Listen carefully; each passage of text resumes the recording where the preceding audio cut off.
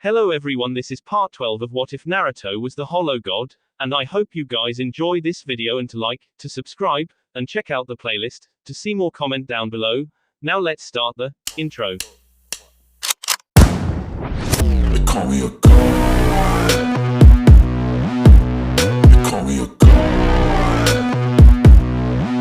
They call me a god. Tayuya and Taya followed Naruto outside of the office, and after they moved a little away, Tayuya stood in front of Naruto, interrupting his walk. "What did you do with Tsunade?" she asked with narrowed eyes. Naruto rose his eyebrows. "I reconstructed her, and then had to explain everything that happened," he said. "I already told you that." "You did," Tayuya said. "And yet, I don't believe that that is everything that happened." "Why's that?" Naruto asked. "Because it doesn't take almost an entire day to do what you say you did." Taya was the one who said that. Apparently, she doesn't believe Naruto either. Naruto didn't say anything. It's not like he was scared to say that he fucked Tsunade most of that time, until she fell unconscious, while leaking his cum from both of her holes. And yet, he can't help but be weary of Tayuya and Taya. Then again, while they are not nearly as powerful as he is, they are the most dangerous of all those who work with or for him, and he doesn't want to find himself as a target for their rage. He sighed. "Fine," he said. "I fucked Tsunade most of the time we were down there. In fact, I would have still been at it, if she didn't pass out. Are you happy now?" Tayuya and Taya already suspected this, but to have it confirmed by Naruto himself, and at such a way, left them stunned and wide-eyed. They both stared at him with wide eyes for a while. They both thought of what to say to him, and even to yell, but the only thing that came out was, "Why?" from Tayuya. Naruto was confused. "Why? What?" he asked. "Why did you do it with her?" Tayuya yelled, making her eyes flare. "You had all of us around you for years and you never even tried anything. And now, Tsunade is all better, and you fuck her right away. Why?" "Look, Tayuya," Naruto sighed. "It just happened. Recently I decided that I might as well start paying attention to the girls around me, as my blood clones have already been doing. I wasn't expecting Tsunade to be the first one, but she kissed me after I turned her, and from there on, it just escalated." Taya approached Naruto and stood right in front of him, her face right beneath him, as she was quite a bit shorter. "Does that mean that it's now our turn?" Taya asked. "Because I have been waiting for this for 3 years." Naruto took one look at Taya's face and her lips, and that was it for him. He leaned down, and kissed her right on the lips, stunning her immediately, and leaving her wide-eyed. Tayuya was also wide-eyed, as she didn't expect this. Naruto and Taya kissed each other for a full minute, before Naruto pulled back, making Taya let out a moan. She was satisfied with the kiss, but she wanted more. Before anything could be said, Naruto grabbed Tayuya, and then kissed her just as passionately as he did Taya. A minute of kissing and ass-groping later, Naruto pulled back, letting Tayuya to fall on her knees, as her legs suddenly felt weak. Again, before anything could be said, Naruto grabbed both girls, and threw them over his shoulder, much to their shock, as they both released small and cute yelps. Naruto opened the Garganta, and walked through it. "Remember," he said, as he walked through the Garganta. "You asked for this." Naruto took the two girls to his room, and sir, the 12 hours of long and merciless fuck session has started. No one has seen or heard anything of Tayuya and Taya for the next 2 days, as that is how long it took them to recover from what Naruto did to them during those 12 hours. Tsunade though, she will take 3 days to recover, because unlike Tayuya and Taya, who were human, hollow hybrids for 3 years, Tsunade just became one, so she has no stamina to match Tayuya and Taya. XXX. The place where the battle between Hiden and Kakazu on one side, and the Leaf Ninja on the other, was heavily damaged. The part of the Fire Country wasn't very forested, and there were no people around, so there was no damage to any of the two, but the ground itself was damaged, with trenches, holes and craters all over the place. There was also black fire all over the ground, and it doesn't seem to be going out anytime soon. As for the participators of the battle, well, the Root members Danzo sent were all dead, not surprised there, as they were not as skilled as the members of Team 10 along with Sasuke and Kakashi are. Shikamaru, Choji and Ino were injured, but not too much.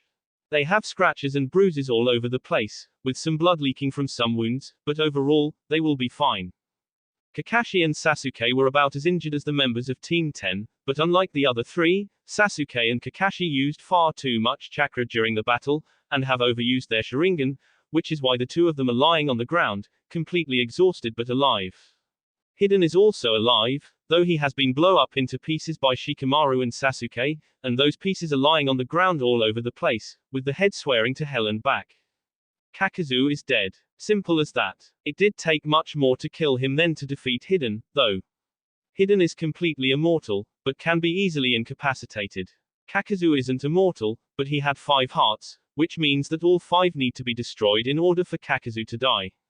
It's unnecessary to say that, it took a lot to bring him down, but eventually Sasuke was able to get a lucky shot with Amaterasu, which destroyed the last of Kakazu. So, that mission was a success, partly. Danzo wanted Hidden's and Kakazu's bodies in order to use them to find out about their immortalities. Unfortunately, Kakazu was completely destroyed, which only leaves Hidden. That means that, the Leaf Ninja have to walk back to the Leaf, hoping that Danzo will at least be satisfied with Hidden, and not hang them by their balls for failing the mission, again. We were finally able to revenge Asuma. Ino commented from the ground, where she was seating, taking a rest. Yeah, Choji said while looking toward the sky. Now he can rest in peace. Shikamaru was also looking at the sky, just like Choji. He pulled a cigarette, and Asuma's lighter, and then lit it up. He took a deep breath with a cigar in between his lips, before he released the smoke with a sigh. I guess Asuma was onto something, he suddenly said.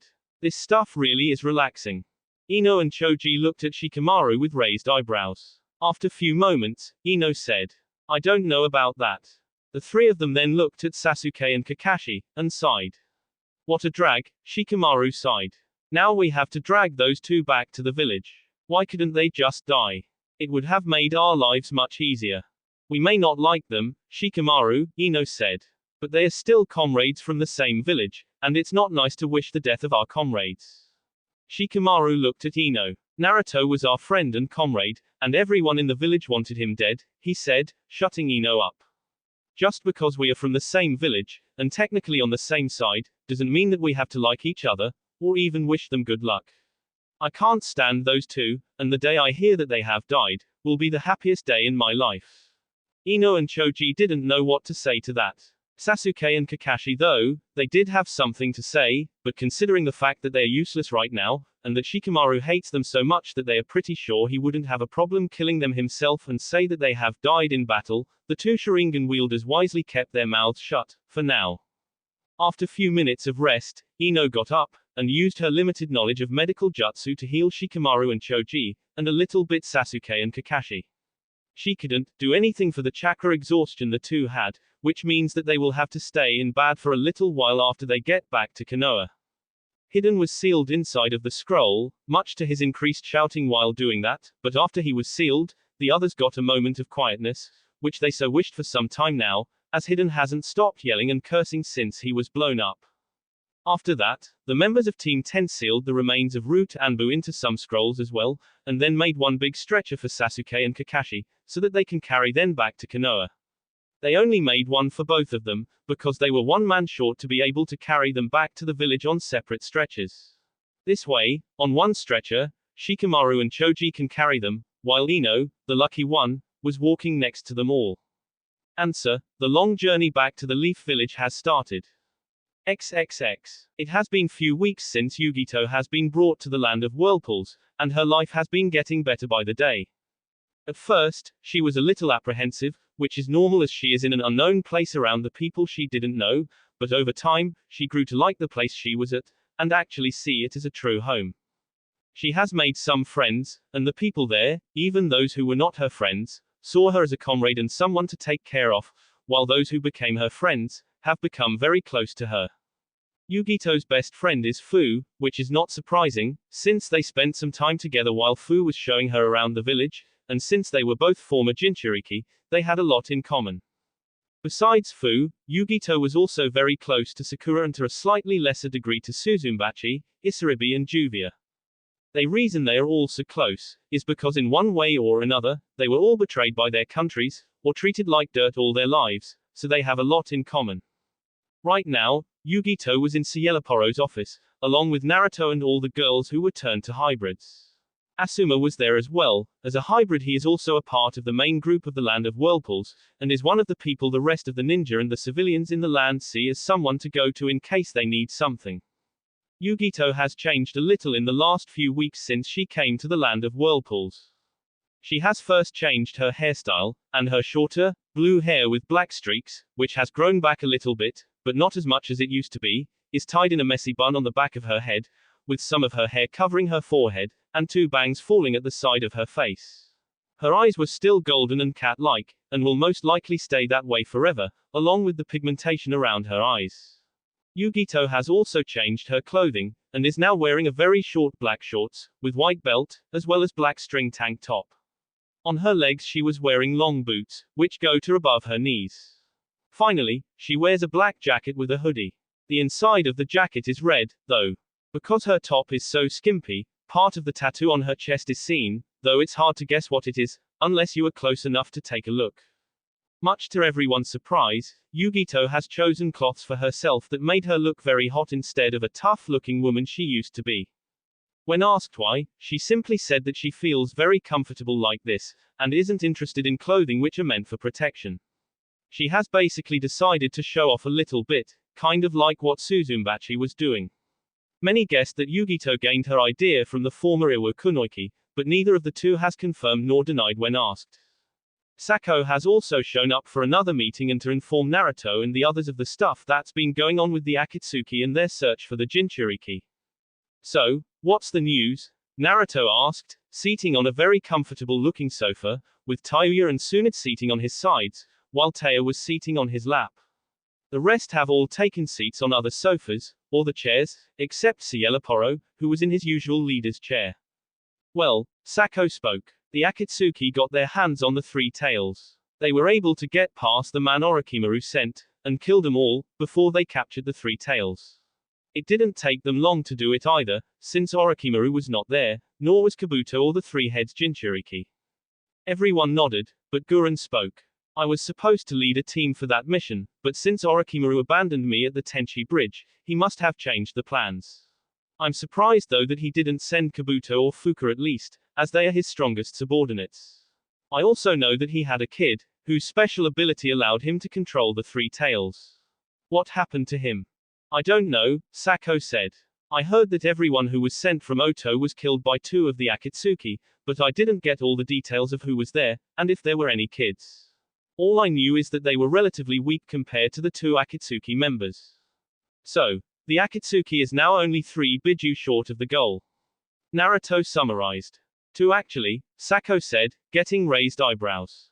They found Utakata, and got to him. I was able to get to him and place the seal before the extraction though, and he was revived, but he refused to join us, and said that he has someone to go back to keep his promise. He also said that now that he is no longer a Jinchuriki, he finally has a chance to have a normal life, which is something he always wanted, but was never able to have. I decided to let him go, as there was no point in pressuring him. He seemed very determined. I did inform him of his new powers though, as he had to have that knowledge. Okay, Naruto said, though he was not really happy. He wanted someone like Utakata on his side, and on top of that, he has used his resources and make his agent take risks to save his life, so he isn't happy that Utakata refused to join him. He also knew that if Utakata is spotted and someone recognizes him, and the Akatsuki find out about that, he will be in danger, and Sako will be exposed, as she has taken his body after the extraction was complete. As such, Naruto has come to a decision. He looked at Sasum and said, Sasum, I want you to take one of your division members, and go to a long-term mission. Everyone rose their eyebrows at this. Of course, Naruto, Sasum said. But what's the mission? You are to find Utakata and whoever is with him, and shadow him, constantly, Naruto said.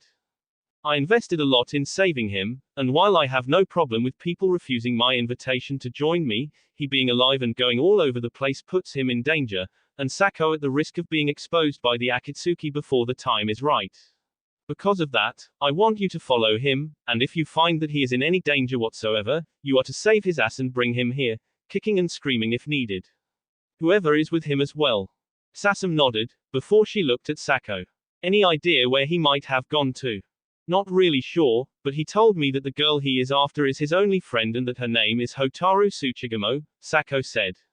I know that Tsuchigamo clan has their own village, but I also know that some members left that village and went somewhere else to live. I don't know where though, nor do I know on which side Hotaru is. Sasum nodded again. Okay, she said. I guess I will start with the Tsuchigamo village and go from there. Good decision, Sasum, Naruto praised her, making Sasum blush. You can start right away. She nodded and left the room, leaving everyone else behind. So, Naruto spoke again. Any other news? Kakazu is dead, and Hiden has been blown up and then captured, since he was still alive, even though he was dismembered. Sako said, getting raised eyebrows from everyone in the room. Who got them? Fu asked. She was happy that those two are done for, as they were the ones who captured her in the first place, which led to her Biju being extracted and her dying. Of course, that also led to her meeting Naruto and becoming much stronger and gaining a much better life, but she still hated the guts, and wished she was the one who took him out. They were taken out by Asuma's former students, as well as Sasuke Uchiha and Kakashi Hatake, Sako said. There was a group of Root Anbu with them, but they were all killed in the battle. What about the others? Asuma asked. He was happy that his genin have been strong enough to take out people like Hiden and Kakazu, but was worried about any potential injury. Your students are fine, Sako said, making Asuma sigh in relief. They had minor injuries and will be fine. Kakashi and Sasuke weren't badly hurt, but they did have a severe chakra exhaustion from the overuse of the Sharingan and Mangekyo Sharingan. Still, they were fine as well, though they had to be dragged back to the leaf. What was the reaction of the remaining members of the Akatsuki? Naruto asked. They weren't happy, Sako said. Especially Pain, who is now searching for more members to join. The others weren't happy, but didn't really care either. There is really no love between members of the Akatsuki from what I've been able to gather. The only one who seems to care about anyone there is Konan. She is the only other female besides me in the group, and is Pain's partner. She seems to care a lot for him. Interesting, Naruto commented, before he thought about that information and how to potentially use it. While he was thinking, the others continued to talk. What about the news from Konoha? Sakura asked. What are they up to now? Unfortunately, I've got nothing about Konoha, Sako said. It's fine, Sayeleporo said. I'll have Sasum send some of her agents to find what Danzo wants with Hiden, and any other potential information. Everyone nodded. Is there anything else we need to talk about? Taya asked. Yes, actually, Sayeleporo said. One thing is, what does the Akatsuki plan to do now, when the only remaining Biju they don't have are 8 and 9 tails?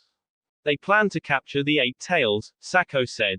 Pain said he will not take chances, so he will be going himself to get Killer Bee. Since he is going, Konan will go as well.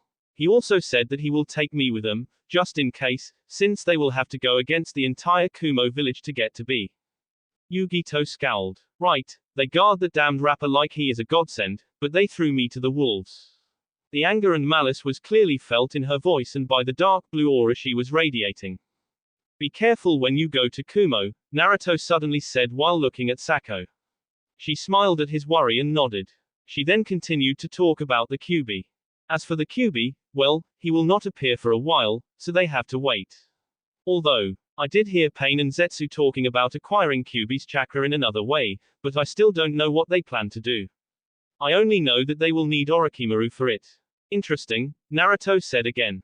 Very interesting. Try to find out the plan as soon as possible. I don't want any surprises. Sako nodded. One other thing I know is that, in order to get to Orochimaru, the Akatsuki plan to start an invasion on Oto as soon as they get their hands on the 8 tails, Sako spoke. For that mission, Pain plans to take all of us. That's a bit overkill, don't you think?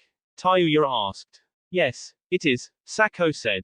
But Pain wants to take out Oto, out of the picture, and doesn't want to give Orochimaru a chance to slip away, as he is a snake and is good at running when cornered. Naruto smirked. That will be something I want to see, he said. So do I, Taya said. I think that the two of us, and Tayuya should go to Oto when it happens, and watch from the side. We can even interfere with Orochimaru's escape if he tries to pull it. Not a bad idea, Naruto agreed. Okay, so be it. Sako will inform us when the siege on Oto happens, and then the 3 of us will go. Though I want Tsunade and Gurren to come as well. Why me? Tsunade asked from next to Naruto. Gurren didn't ask. She was pretty sure that Naruto wants her there since she was Orochimaru's subordinate until not that long ago. Pretty much the same goes for Tayuya and Taya. Orochimaru is your former teammate, who betrayed you in the past, Naruto said. I'm sure you would want to see his own village and his own fall. I guess you are right, Tsunade said. I do want to see that snake finally go down. Though, I doubt he will die that easily. Akatsuki wants him alive, Sako said. They won't try to kill him, but his forces are all going down. We will need to do something about his forces, Naruto said. There are some Uzumaki with Orochimaru, and we have to get them out of there safe and sound. I don't want them to die for nothing. Don't worry, Tayuya said. We won't let any more of our family members die. Be sure of that. Naruto nodded at Tayuya with a smile on his face. He was very happy with the fact that Tayuya was no longer that insane bitch who was always swearing and yelling, while she was working with Orochimaru. It took her a while, but she has changed for the better. Just like he did. Well, if that's all we need to talk about, then this meeting is over. Naruto said, making everyone but few rise from their seats and leave the office. Sako included, as she had to return to the Akatsuki. The only ones remaining were Naruto, Sailor, Tayuya, Taya and Tsunade. They were there, as Naruto wanted to talk about the land of whirlpools and how close to finishing the construction they are. Do you want to talk about the construction? Sailor asked. What about it? Naruto asked. Well, the construction of the houses, shops, the harbor and everything else is going well, Sailor said. But there is still the palace and the guild hall, since we decided that we won't build the cage tower as it's unnecessary, considering the changes that are to come in the coming months. I don't see the problem, Naruto said. Just have someone make blueprints for both and we will check it out. After that, the construction can start. Unless we need to find more workers, that is. No, I think that we have enough people to work, Sailor said, looking at Tayuya, who nodded. She was pretty much the second in command after Sailor when Naruto is not there. Which means that she knows everything that's going on in the village. As for the blueprints, we've already found an architect who drew them and also made a model of how the palace should look like. I have them here. Sailor pulled out a scroll and from inside it, he released a blueprint and the model for the palace. Naruto and the girls gathered around that table and looked at the model, while Sailor explained what the architect explained to him. I won't describe how the palace looks like, so just look Sinbad's palace in Sindria Kingdom. Land of Whirlpools where the city is being built looks just like Sindria Kingdom, and the palace is the same, and on the same stop. The area around the palace will also be the same. I got to say, Tsunade spoke. That architect really did a good job with this model and the blueprint. This palace is going to be the best in the entire N. No daimyo has anything as grand as this. They are just simple daimyo, Naruto said. I'm going to be an emperor, so I need something better than they have. Besides, the palace can be used for other things, and not just living. I agree with the architect's idea that parts of the palace can be used for a guild and another part for the academy for both the civilians and those who want to learn to control their chakra. Yeah, I agree with that idea as well, Taya said. I would be better to have the guild and the academy at the most secure place in the city, than in the lower areas. Okay then. It's settled, Naruto said. Contact the architect, and tell him to start as soon as possible. Also tell him that I want one part of the palace to be made similar to a clan compound. Why? Tayuya asked. Once those Uzumaki from the vault are released, they will need a place to live, Naruto said. The same for any Uzumaki we find around the EN. I want them close, as they are my family, but not as close as my future wives and children will be. So, I will live in the main part of the palace. On one side, will be a compound for the Uzumaki clan, while on the other part will be the academy. The guild hall will be on a third side. The academy and the guild hall can be made into two towers, separated from each other, so that the children from the academy won't have access to the guild, and those in the guild won't bother the children all the time someone comes and goes. I like it, Tsunade said. Tayuya and Taya agreed, just like Sailor. So, it was decided, and Sailor will contact the architect and the construction will begin by the end of the month. There is one other thing, Sailor said, drawing the attention on himself. He pulled a scroll from his desk, and handed it to Naruto, who looked at it for a moment, before he opened it and started to read. A few minutes later, he rolled the scroll back, and looked at Cieloporo. When has this arrived? He asked. Yesterday, Cieloporo said. What is it? Tayuya asked, seeing the look of surprise on Naruto's face. It's a letter from Kiyuki Kazuhana, Naruto said. She wants a meeting, as it would seem that Seraphal has told her about my offer to come here and talk about the possible alliance. It seems that she has agreed to come and talk. Then why are you surprised? Tayuya asked. I wasn't expecting Kiyuki to come this soon, he said. I'm an unknown to her, and as such, she is taking a risk coming here. I thought that she would at least think about it for a while, if not outright refuse. Maybe that alliance of hers with Suna and Nami isn't going well and she wants another one, Taya suggested. I doubt it, Tsunade said. All those countries have had ties to Naruto and I doubt that they will have disagreements in something, out of their respect for him. It's more likely that they simply want to see if they can make someone else join their alliance as the current alliance is not strong enough to win the war. Wave simply doesn't have soldiers or any other resources except sea life, which they can fish out and use for food. It's what they live off of. Spring doesn't have many soldiers at all, except few powerful people like Seraphal, who have been trying to train others, but that is a slow process, and Suna isn't strong enough to pull the entire alliance by itself.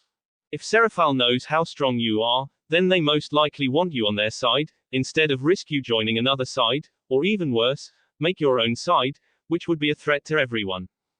That is a possibility, Naruto agreed with Tsunade. So, what are you going to do?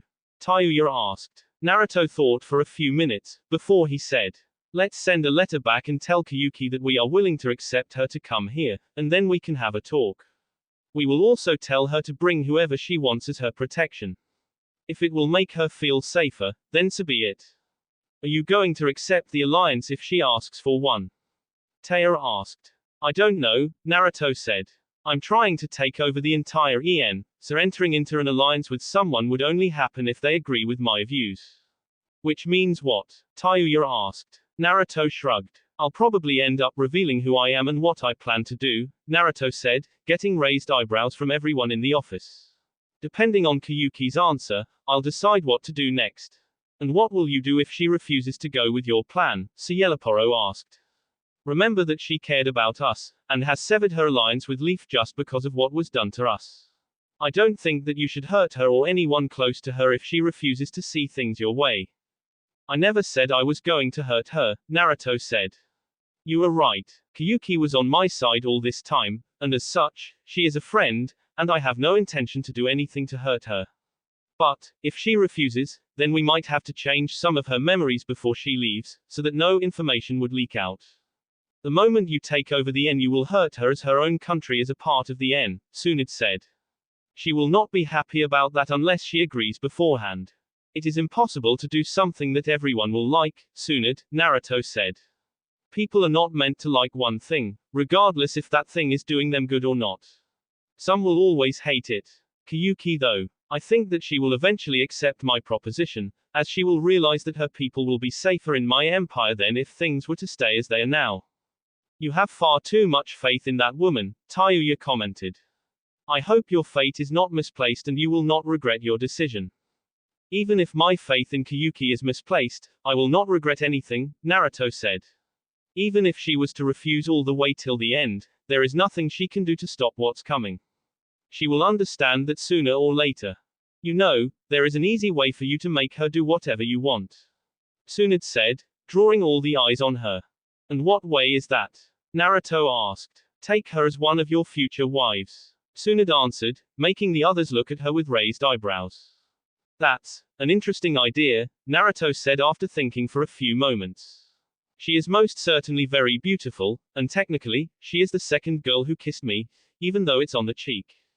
Who was the first? Tayuya suddenly asked. Oh, well, Tsunade actually kissed me on the forehead, once. Naruto said, and Tsunade remembered that making her smile. Yeah, I remember that, Tsunade said. It was after that battle against Orochimaru and Kabuto. Yep, that's the one, Naruto said. It was only on the forehead, but no one before that has given me any kind of kiss, so it meant a lot to me. As for Kiyuki, she kissed me on the cheek while I was sleeping after that mission in her country. I didn't know about the kiss until I saw a picture taken by someone from my former team. Naruto sighed after that, and gained a faraway look in his eyes. Those days were the last happy days in my life, he said.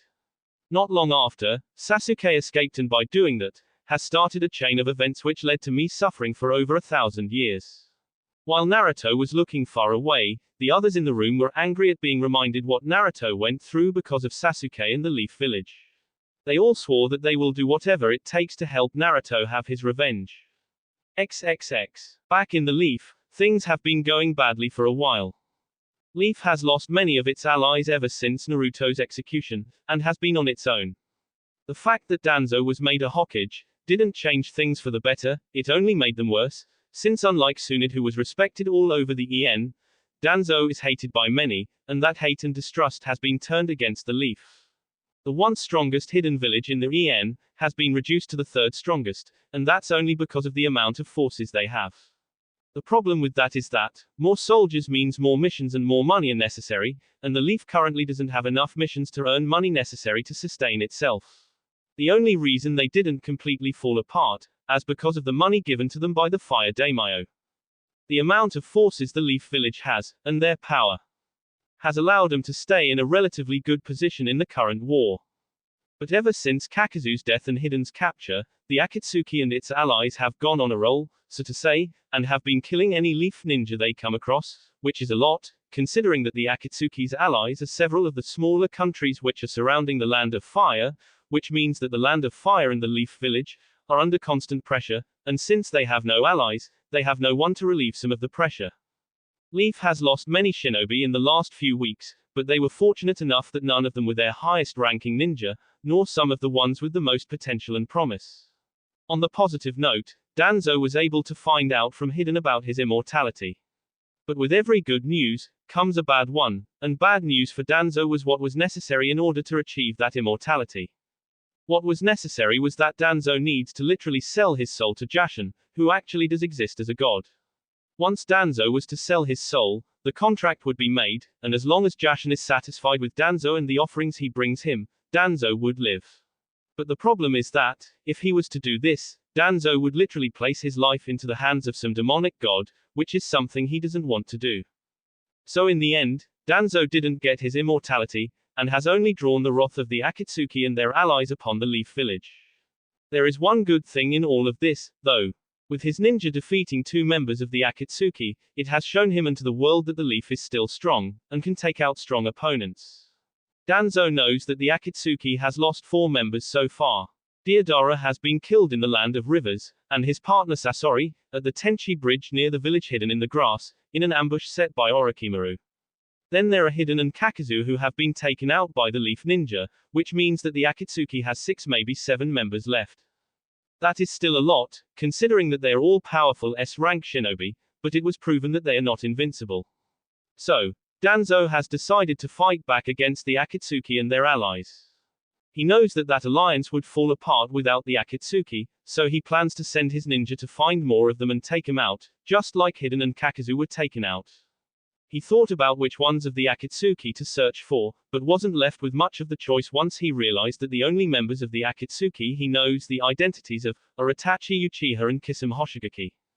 In the end, Danzo decided to send a team to deal with those 2, as according to him Itachi has overgrown his usefulness, and is no longer needed. On top of that, by now he should be very sick, as Danzo knows about Itachi's illness and blindness which comes with the overuse of the Mangekyo Sharingan. Because of that, Danzo is sure that Sasuke would be able to pull out a win against Itachi, especially since he will have help if necessary. Another thing that Danzo knows, is that since both Sasuke and Itachi have Mangekyos, the one who wins, would be able to transplant the eyes of the other one, and get eternal Mangekyo Sharingan, which is something only Madara Uchiha has ever awakened.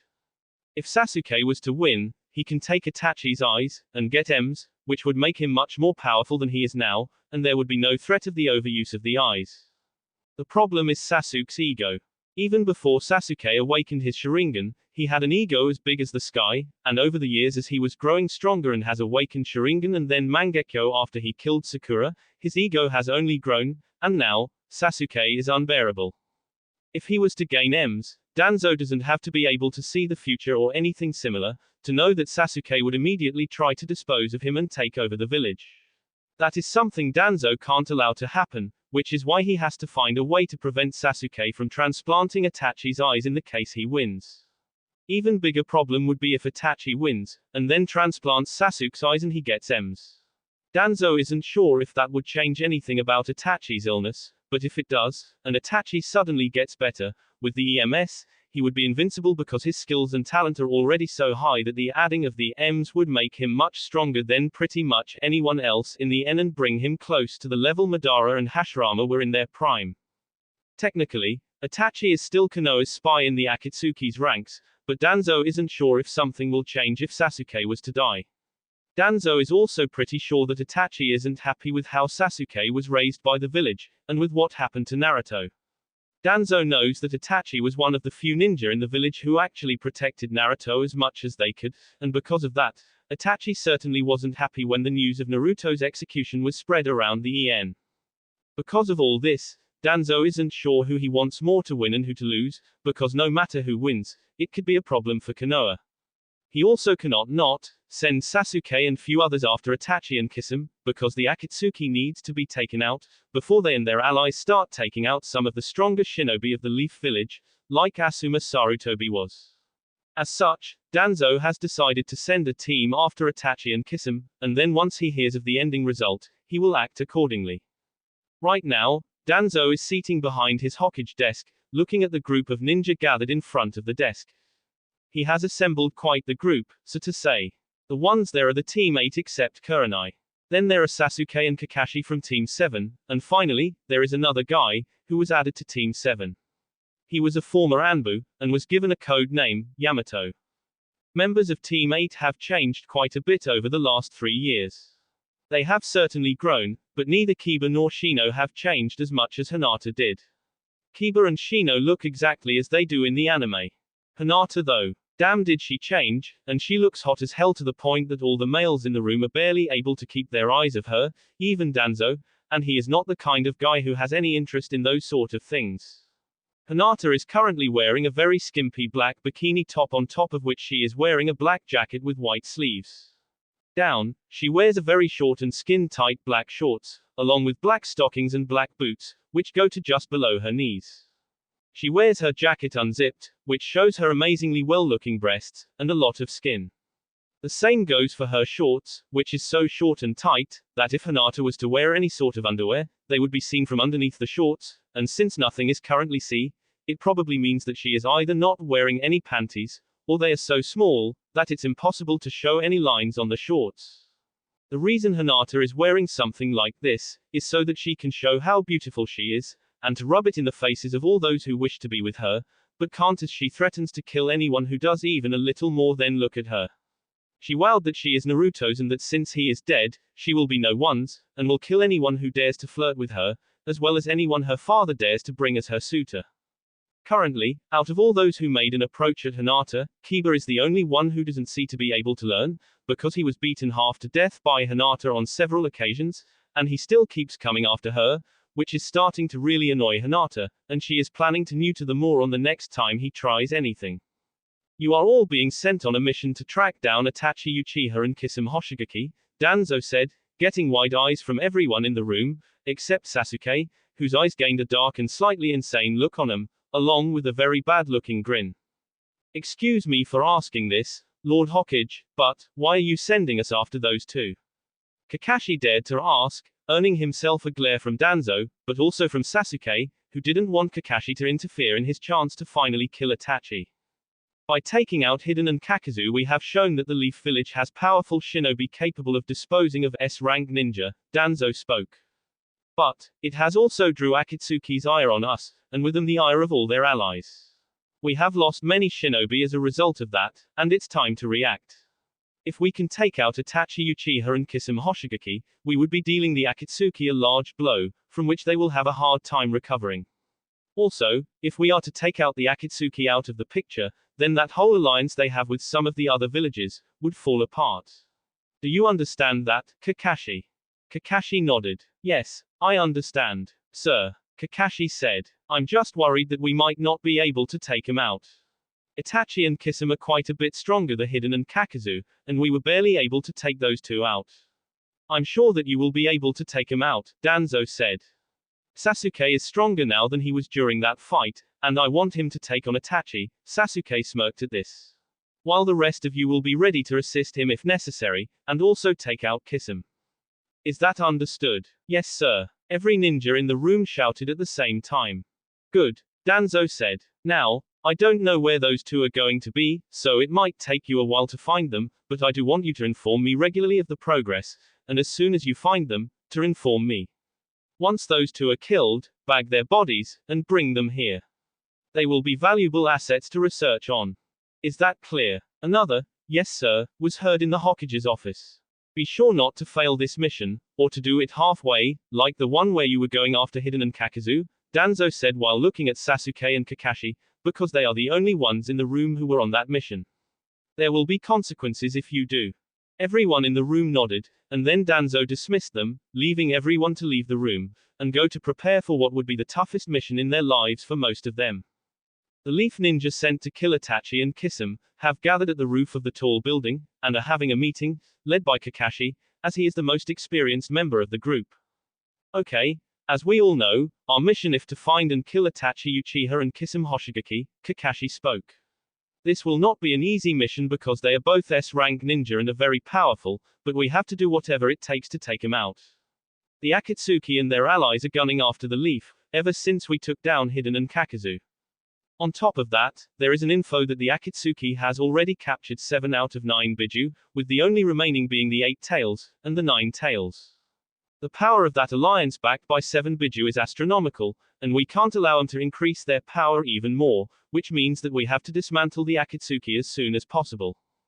Hiden and Kakazu, along with Sasori and Deodara have already been taken out, Itachi and Kisame are next, and if we are to dispose of them, we will be leaving the Akatsuki with less than half of their members, which would severely cut their power, and with some luck, would make the other villages in that alliance think about abandoning it, weakening them even more. This all means that this mission is of the greatest importance, which also means that if we fail, that would be the end of all of us, as Danzo would have us all killed if by some miracle we survive Itachi and Kisame. Everyone was looking at Kakashi with serious expression on their faces, as they all knew that Kakashi is right, well all except Sasuke. He simply believed that he is far too powerful and important to just be killed off by some old man. Sasuke also has other plans which will make sure that he won't find himself at Danzo's mercy.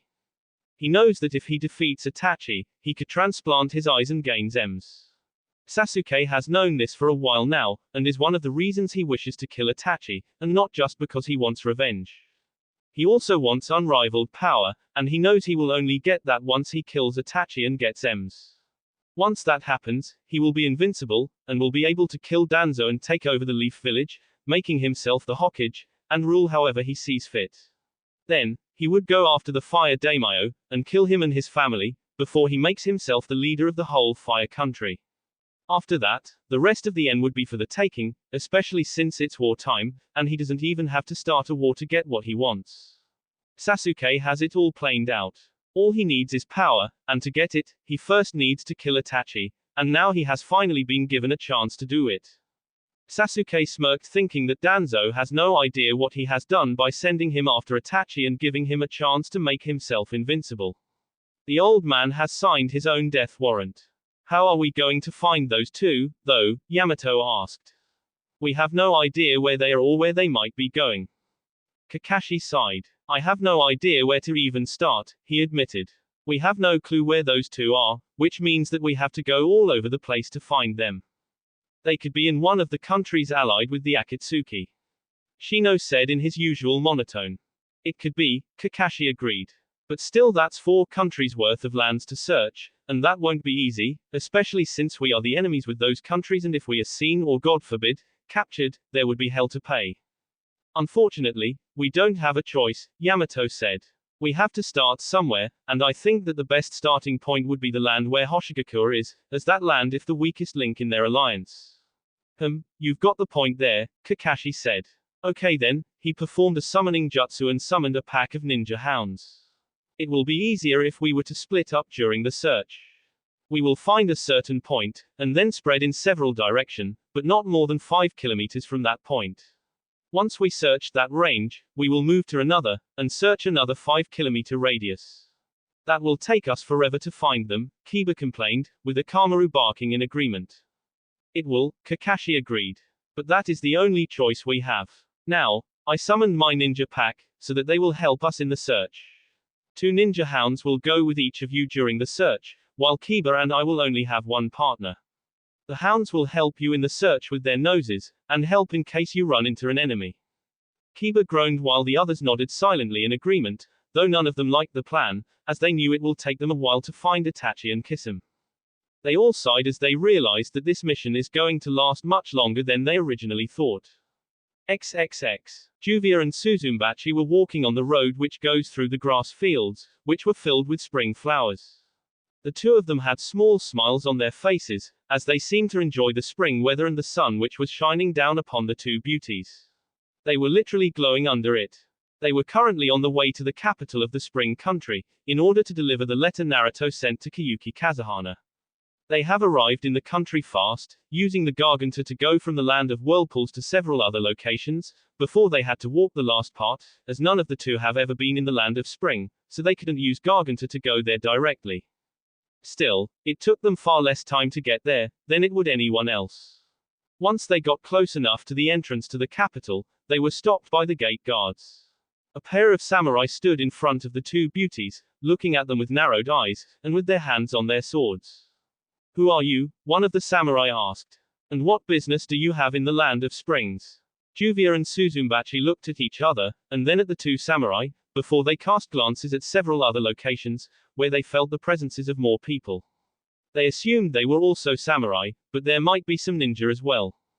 Both girls thought that the spring country capital has good protection if all these people are just guarding the gate.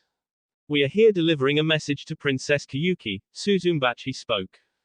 The two samurai looked at each other, before one spoke. "Who is the sender?" "Princess Kyuki has sent a message to our leader few days ago," Suzumbachi said. "We are bringing the reply. Just inform her of that. She is sure to know who has sent us here. We are more than willing to wait here until you inform her." Suzumbachi said this as she realized that the guards don't trust her and Juvia and would have probably continued to question them for, who knows how long. This way, she hopes to gain some trust, and convince the guards that they are not enemy, and are not there to start any trouble.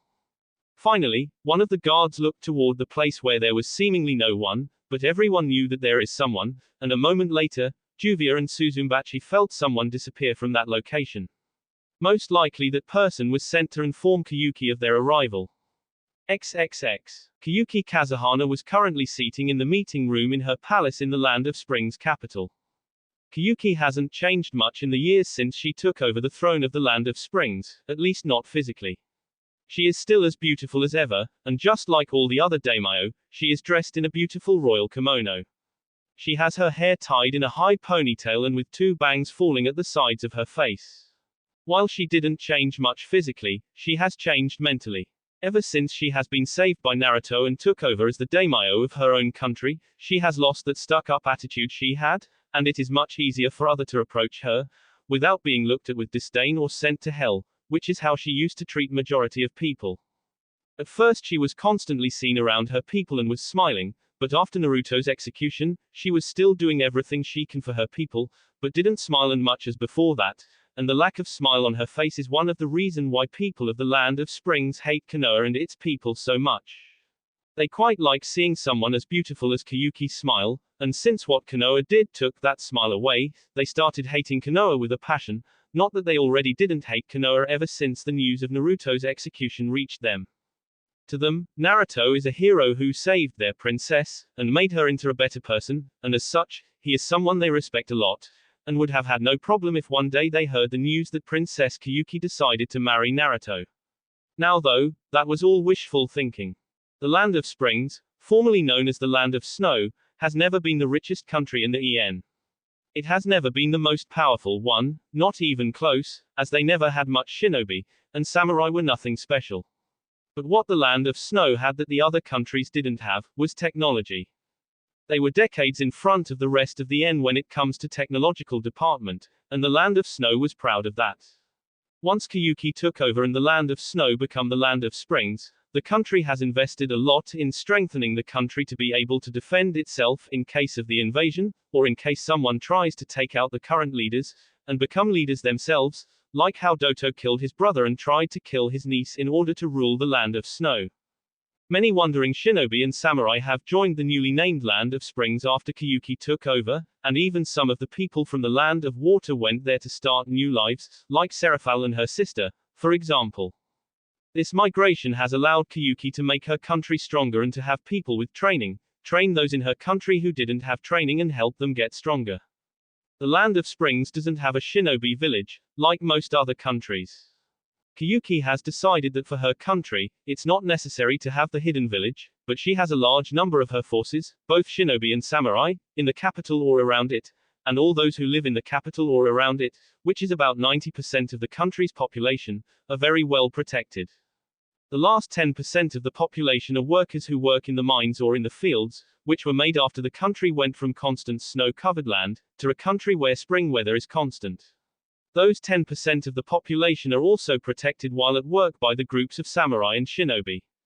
What the Land of Springs digs out from their mines, and what they make in their fields, as well as the animals they raise, is enough for their own needs and to keep the country independent as much as possible.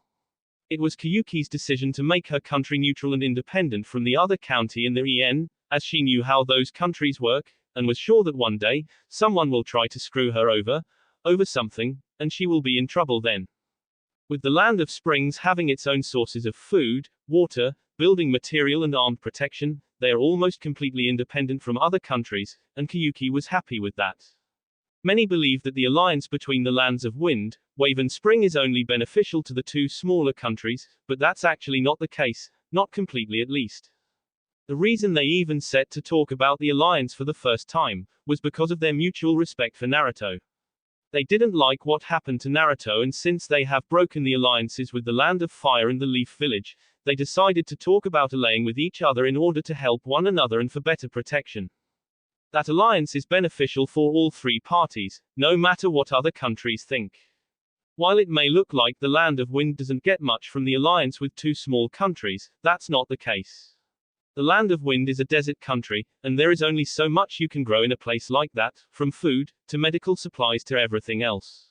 The only thing that the Land of Wind has in abundance is sand, and that's not something many were interested in, as they have no use for it, which means that the Land of Wind has no use for it either and is only a nuisance. Because they have a problem with food and water, as well with the land on which they can grow everything they would need for medical supplies, the Land of Wind has a lot to gain from the countries like Wave and Spring who have what the Wind needs. Once the alliance was settled, the Land of Spring has allowed the Land of Wind to use of their land to grow whatever they need, and then transport it back to the Land of Wind, while the Land of Waves is regularly sending seafood to the Wind. The lands of Spring and Wave in return have been given some of the Sand's ninja, who trained the people in their countries to become shinobi so that they protect themselves. Because of Kyuki's decision to now be dependent on other countries. The only thing her country accepted from that alliance are some of Wind shinobi to train her forces, and for that, she has rented the Land of Wind some of her land to grow food and crops, which means that, if one day the alliance fails, the Land of Wind will have nothing to hold over her head, while on the other hand, Wind will have a lot to lose in case the alliance falls, as they will no longer have the place to use to grow food for themselves. When it comes to the Land of Waves, they are the smallest of the three countries, and by far the weakest and poorest. Their land is not suited to grow almost anything, though they have never had problems with food, as they are an island and have always had seafood in abundance. With the bridge built by Tazuna, the Land of Waves has gained a way to import and export whatever they can and need, at the low costs, and their lives have improved a lot since Gato's death. Even though their lives have improved, they are still a small country at the sea, where people can't eat anything except seafood unless they import it from somewhere else, which is costly, even if the transportation is not that expensive, the food tends to be, as the ones who are selling them food, know that they need it, and so are charging them the ridiculous amounts of money. Money, which the people of Wave sometimes don't have. Since they entered into an alliance with the Wind and Spring, the things have gone a bit better for the people in Wave, but not that much. They made an agreement with Wind and Spring that they will send some people in the Land of Springs to work on the fields and grow food for both Wind and Wave. The Land of Waves will also send seafood to the Land of Wind. The Land of Wind has also agreed to send some Chunin to train kids in the Land of Waves to become shinobi and samurai. On the other hand, there was literally nothing the Land of Waves could have offered to the Land of Springs, as they have nothing that the Land of Springs needs which they can't make themselves. That, though, didn't matter to Kiyuki, as the people of the Land of Waves see Naruto as their hero, and have even named the bridge after him, so she has decided to help them, even without getting anything in return. Right now, Kiyuki is seating on the chair, at the long desk. She is currently at the meeting with Gaara, and Tazuna, who was chosen to be the representative of the people of the wave. Around the room, there are half a dozen man and female, standing at several places, acting as guards. They are Kiyuki's personal and most trusted guards. One of them is Seraphal, and she is the strongest of the group, and is their leader. As for the rest, they are all high A rank and low S rank shinobi and samurai. Except Seraphal, all the others are wearing Oni masks, so their faces are not seen, but their gender can be seen, as their clothing are not hiding that. There are 3 male and 2 female among them, with Seraphal being the 3rd female. The group's official name is the Demonic Six. They are named like that because of the Oni masks they wear, and because it sounds scary. Gaara was also flanked by his brother and sister, who are acting as his guards for this journey and talk. Tazuna, though, only has his daughter and grandson behind him, and no guards. Though, Inari did get a lot of training in the last 3 years, so he is at least capable samurai to fight up to a Chunin level opponent. Even though she is a civilian who has never had any training, and is in her early 30s, Tsunami is a real MILF.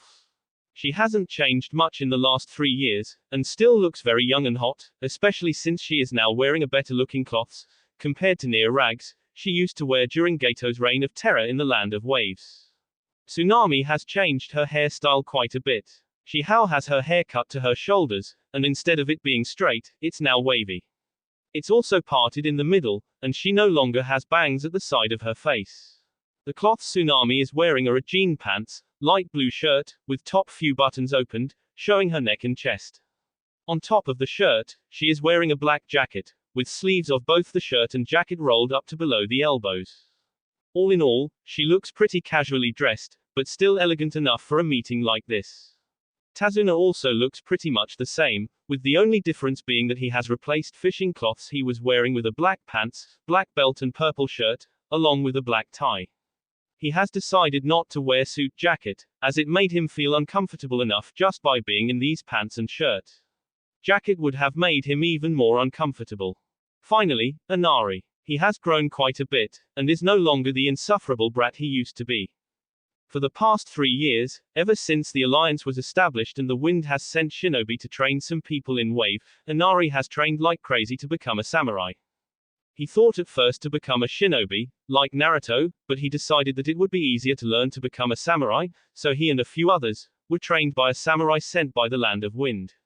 Over time, Inari has gotten really good, and is now considered to be the best fighter in the Land of Waves, even though he is just at the level of an average Chunin. Inari's hair has grown a little bit and is now messy, and slightly longer than it used to be. As for his cloths, he wears black boots and pants, with black shirt, which has high collar, opened on the chest area. Over all that, he wears white yukata with a blue swirl pattern on the bottom and at the end of the sleeves, worn so that his arm only goes through the left sleeve and the right half droops down over high obi. Look up Sakata Gintoki from Gintama. Inari is basically his normal self, but his hairstyle and cloths are just like Gintoki's. The leaders of the 3 nations, Tazuna can be considered a leader of the Wave, have gathered in the Land of Springs to talk about the ongoing war, and how the things will proceed from there on. None of their nations have been affected by the war so far, though Gaara was captured by the Akatsuki and had Ichibi extracted, which made him considerably weaker, and left the village hidden in the sand without its greatest weapon, but besides that, they weren't affected in any other way.